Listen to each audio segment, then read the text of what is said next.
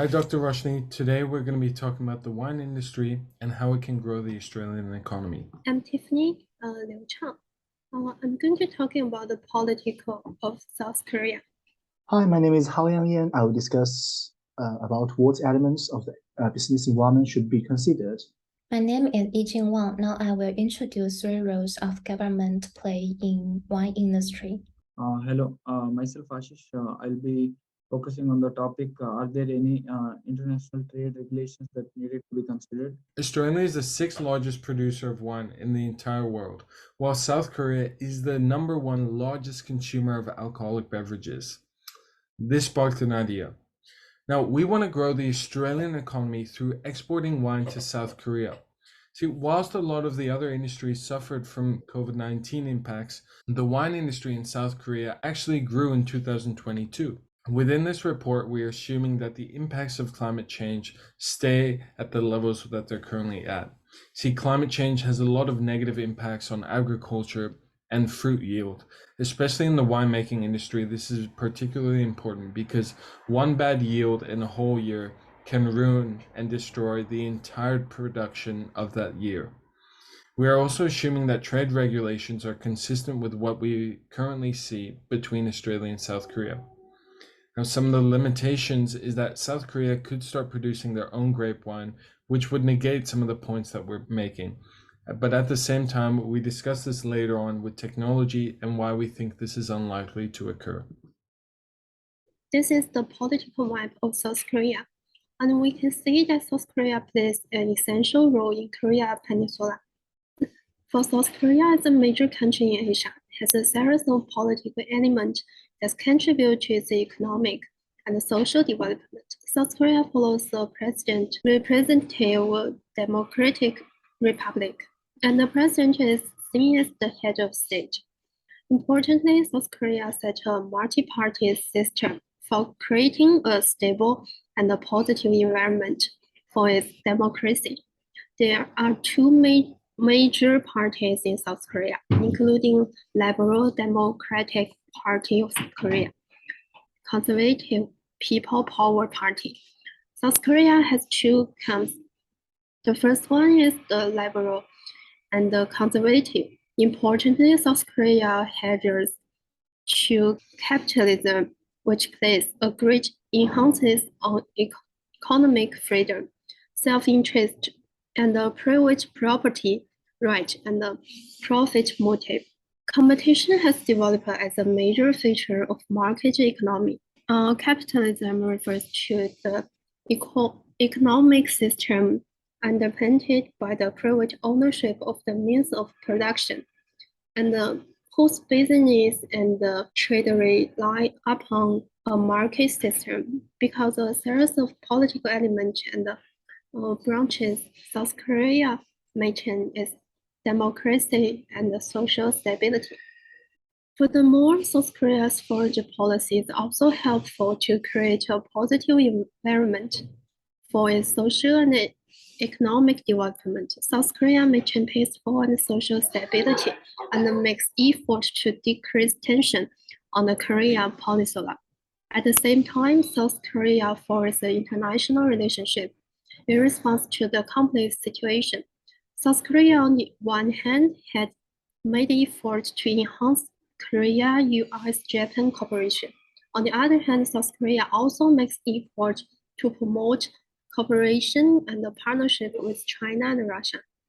However, South Korea makes efforts to maintain a balanced relationship between major countries for sustainable development.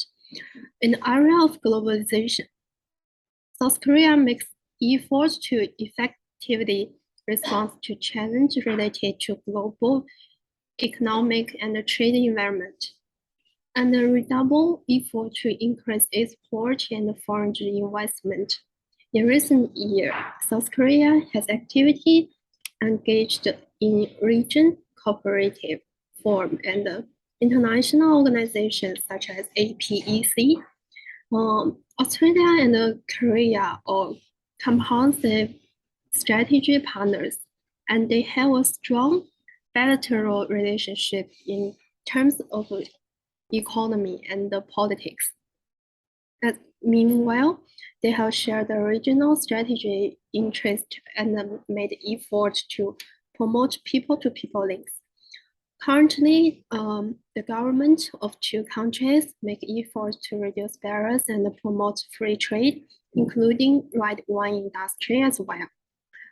Then my partner will continue to give you more information. The theory we use here is PESTLE, which covers 6 aspects of business environment. First is politics. The current political situation in Korea is relatively stable and friendly relationships with several countries around the world. The only unstable factor is that there is still a possibility of conflicts between the South Korea and the North Korea. But the possibility of such conflict is still relatively low now, so it will not affect the wine industry. The second one is economic. In the past period, South Korea's economic development has significant growth and progress. It, as a highly developed industrial and agricultural country, has now reached the ranks of developed countries. Therefore, Korean customers can afford to buy Australian wine exports. On the other hand, Korea, as a developed country, maintains good trade relations with many countries and regions around the world, including Australia. And as Chen mentions in her article, Australia should actively cooperate with other medium-sized countries such as South Korea in the current US-China trade to avoid a negative future scenario. We therefore believe that trade with South Korea is necessary. The third one is social cultural aspect. Since we choose the wine industry, we will pay more attention to the attitude and habits of Korean society toward alcoholic beverages. The first thing that can be confirmed is that Koreans are very fond of drinking alcohol, which makes Korea a big country in terms of alcohol consumption. On the other hand, according to the statistics, Koreans drink an average of 13.7 shots of alcohol per week, the most in the world. However, the main alcoholic beverages consumed in Korea are soju and a type of Korean rice wine. Therefore, to some extent, the Australian wine industry needs to educate Korean consumers about wine and its advantages to make wine more acceptable to Koreans. The last one is legal aspect. Abuse of power, bribery, and corruption are some of the serious issues facing Korean law. Less than 30% of Korean people have confidence in their own judicial system. However, with the governance of Korean government, Kalinowski in his report states that Korea has been generally successful in controlling corruption. First is provision of institutional environment. The Australian government established the Wine Australia Act, which prohibits the sale, export, or import of wine. Manufacturers who violate the regulations will face fines and can be punished by up to 2 years in prison. So we can see the government provides a system for winemakers to follow and enforce. Turn to Korean government, it provides a system for imported wine. The law requires imported wine to be labeled in Korean and to be tested by the Food Safety Department. Here, the government also plays the same role as a regulator, since all imported wine that don't meet Korean standards will not be allowed to be sold. The second role is maintain competition.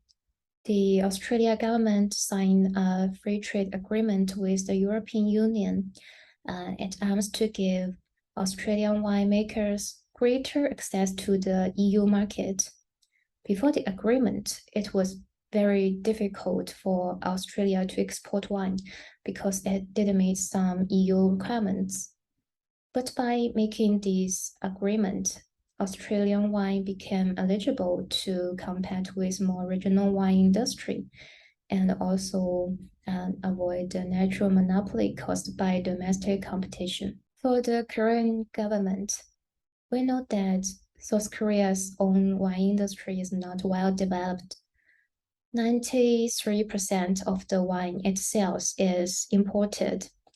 After signing a free trade arrangement with Australia, it removes tariffs on all wine from Australia. This has given Australia a level playing field with other countries and maintain competition for imported wines. Now I will focus on explaining the third point in terms of dealing with externalities.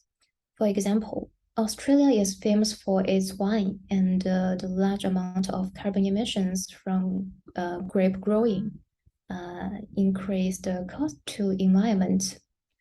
Therefore, the government has established an organization called Sustainable Wine Growing Australia. This organization provides sustainable practice to protect the soil and also plan the amount of water needed to grow grapes.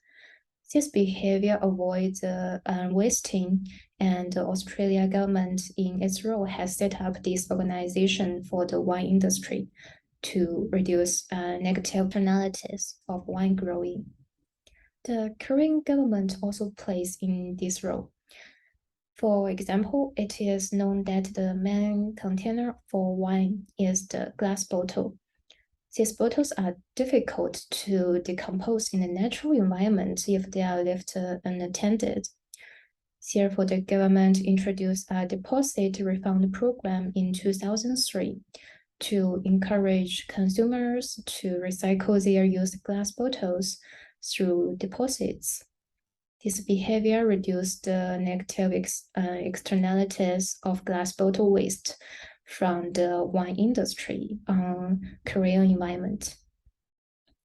In conclusion, both governments are playing three roles mentioned and have taken certain measures. They all have a positive function for wine industry. So yes, there need to be international trade regulations that both Australia and South Korea should follow. So basically, so both the countries came up with a free trade agreement called CAFTA, Korea-Australia Free Trade Agreement, which came into effect on December 12, 2014. It's a comprehensive bilateral agreement between these countries. Australia's fourth largest trade partner is Republic of Korea. So sixth largest exporter of wine to Korea by its value is Australia. So both the countries are the members of World Trade Organization and General Agreement of Tariffs and Trade. There's no any duty free like tariffs for the Australian wine to enter into South Korea. So if we see with bottled wine exports to Korea valued $24.8 million in 2020. Australia and Korea have a sizable wine commerce. 15% duty had previously applied to wine exports. Australian wine, including sparkling wine, red wine, and white wine, is now duty free in Korea as of a new law implementations.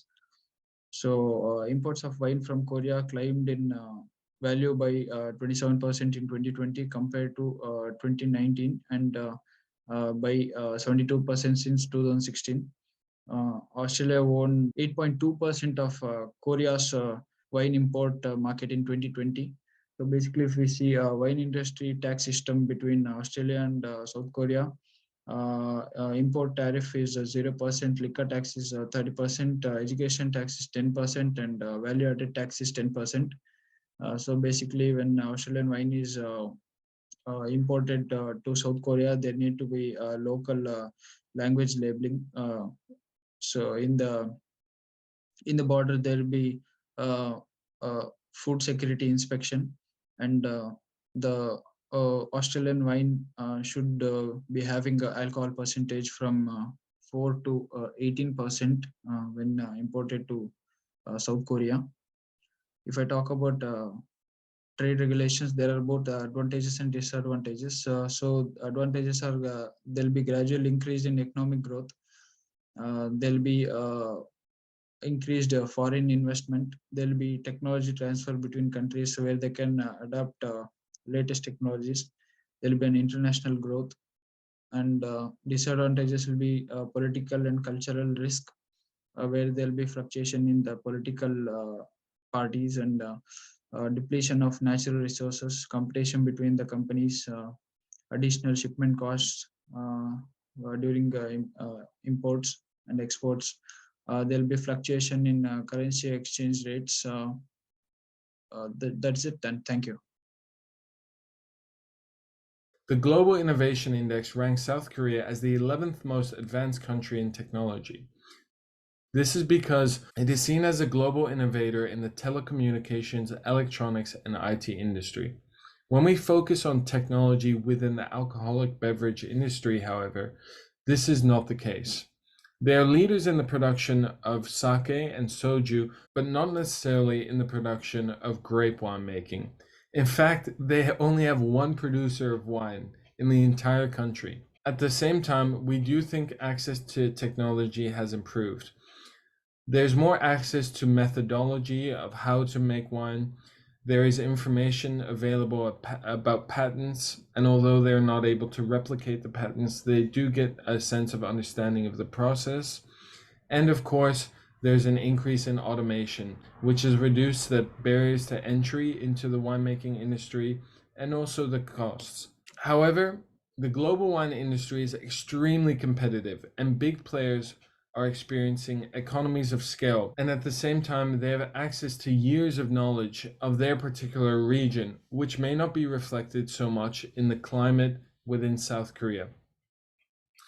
Some would say that winemaking is a balance of mastery and technology, and without the mastery and knowledge, it is very difficult to replicate great wines. South Korea has an extremely strong currency value. They adopted a floating currency exchange rate in 1997, and ever since, their currency has been growing stronger and more stable, which is driven by their exports in high technology goods. This is important because it means that local consumers of Australian wine won't experience volatile prices, which may decrease demand for the exports of wine. And of course, the South Korean economy has grown very strong. Income per capita has increased, which means that more disposable income is available on wants versus needs. This brings us to talking about financial issues. Financial issues could be a potential issue. See, the inflation rate has reached a 25-year high at 6.3%. Interest rates have also nearly doubled. However, an in-depth study in 2008 showed that within the South Korean wine market, demand for foreign wine, in particular French wine, was very insensitive to price changes due to a high inelasticity of demand for wine. This is due to the lack of availability of substitutes, the large drinking culture, and of course, addiction. To conclude, we spoke a bit about the political elements and how South Korea have an open market system, which would reduce barriers to enter the South Korean market. We also spoke about trade regulations and the CAFTA agreement. We also discussed some different business elements, like the growing economy and the large drinking culture, which all have positive impacts on the export of wine. At the same time, however, we did speak about the government role and the negative externalities regarding the consumption of alcohol and how it may lead to an increase in regulation. We spoke about some of the technology issues and financial issues, which illustrate that the adoption of foreign winemaking technology may not be so easy in South Korea, which could be a great sign for the wine industry within Australia. Here are some of our references, and thank you very much for listening.